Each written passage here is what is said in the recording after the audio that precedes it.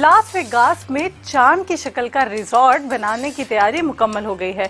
Builders ने चांद की शक्ल में 735 फुट ऊंची रिजॉर्ट बनाने का मंसूबा बनाया है, जिसमें 4000 होटल के कमरे और इसकी अपनी एक कमरी कॉलोनी है। कैनेडियन इंटरप्राइजेस के मुताबिक इसकी तामीर पर $5 बिलियन की लागत आएगी।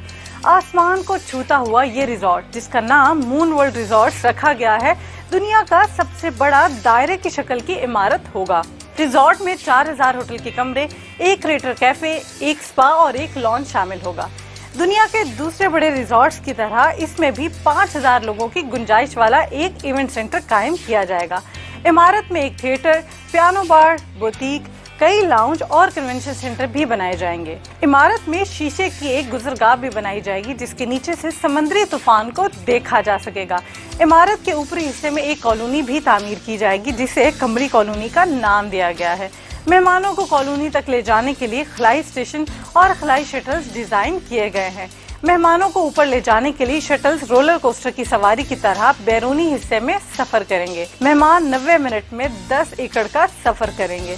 बिल्डर्स का कहना है कि इमारत की जमीन चांद की सतह जैसी गढ़ों की मानद बनाई जाएगी। जब मेहमान यहाँ आएंगे तो इन्हें लगेगा कि वो सच में चांद पर हैं।